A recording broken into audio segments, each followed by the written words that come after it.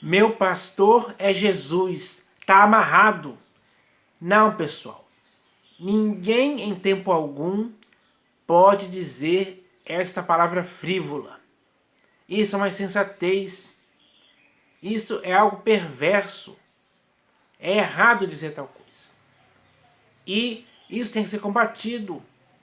Porque tanto você como eu temos um pastor. Sim, ele é o Senhor Jesus. O bom pastor que dá a vida pelas ovelhas. Ele deu a vida por você e por mim. E é a ele que devemos seguir. Então, ele é o nosso único pastor, sem dúvida alguma. Nós temos um pastor. Esse único pastor que nós temos em comum é o Senhor Jesus. É o que está escrito. Então, ninguém pode chegar e dizer que meu pastor é Jesus. Ou melhor, ninguém pode dizer meu pastor é Jesus, está amarrado. Isso é uma frase que infelizmente não condiz com a realidade. Então, temos que esclarecer essa questão para que ninguém mais possa errar a esse respeito. E para que isso aconteça, vamos ler aqui 3 textos das Escrituras que falam sobre essa questão. Então, o primeiro texto que eu vou ler aqui está no Evangelho segundo João, capítulo 10, versículo 16, onde o Senhor Jesus, que é o nosso único pastor, disse: ainda tenho outras ovelhas, não deste aprisco, a mim me convém conduzi-las. Elas ouvirão a minha voz. Então haverá um rebanho e um pastor.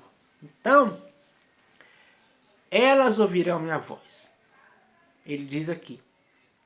Então a voz que você tem que ouvir, que eu tenho que ouvir, é a do Senhor Jesus.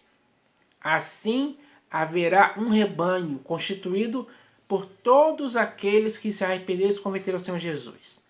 E um único pastor, que é o próprio Senhor Jesus. Então, nós temos um pastor sim. E ele não está amarrado.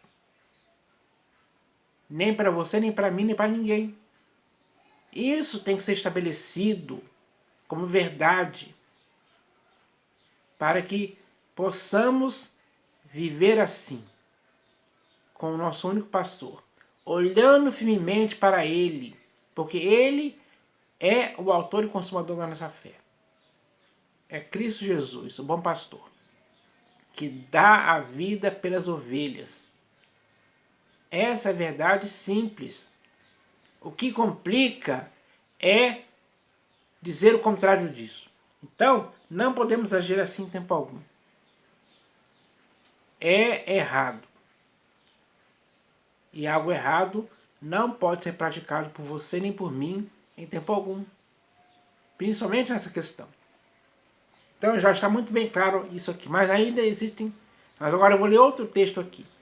Está na Epístola de Paulo aos Efésios. Epístola de Paulo aos Efésios, capítulo 4, do versículo 11 ao 14. Só eu passar aqui umas páginas aqui. Está escrito assim, ó. E ele mesmo concedeu uns para apóstolos, outros para profetas, outros para evangelistas e outros para pastores e mestres, com vistas ao aperfeiçoamento dos santos, para o desempenho do seu serviço, para a edificação do corpo de Cristo, até que todos cheguemos à unidade da fé e do pleno conhecimento do Filho de Deus, à perfeita varonilidade, à medida da estatura da plenitude de Cristo, para que não mais sejamos como meninos agitados de um lado para outro e levados ao redor por todo o vento de doutrina, pela artimanha dos homens, pela astúcia com que induzem ao erro. Então, Aqui ele fala aqui, ó, ele fala sobre pastores, deixa eu ver aqui o versículo. Ele fala sobre apóstolos. Ele fala que ele mesmo concedeu uns para apóstolos, para profetas, para evangelistas e outros para pastores e mestres. Todas essas pessoas aqui que ele deu para realizar essas funções, digamos assim, todas essas pessoas tinham um único pastor. E quem era esse único pastor? O Senhor Jesus. Assim como você e eu temos hoje um único pastor, que é o Senhor Jesus.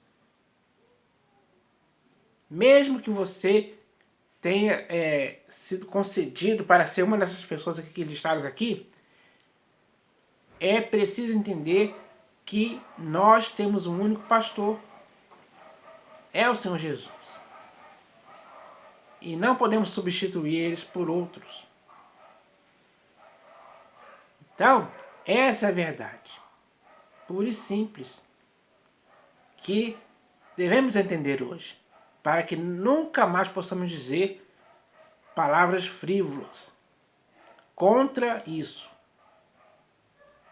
Porque quem fez isso está errado. Quem faz isso está errado. Quem diz tal palavra frívola está errado.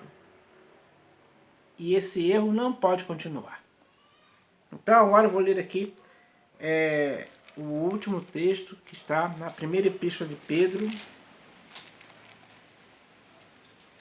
Primeira epístola de Pedro, capítulo 2, versículo 25. Vamos ler aqui, ó. Está escrito assim: